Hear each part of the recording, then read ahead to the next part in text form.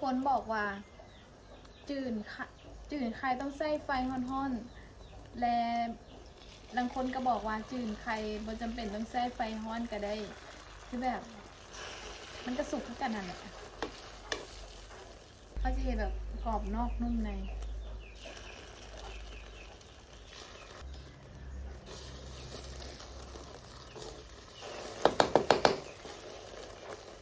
หมาย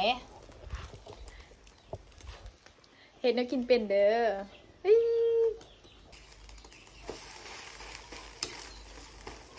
สวยเสร็จแล้วค่ะปิดไฟ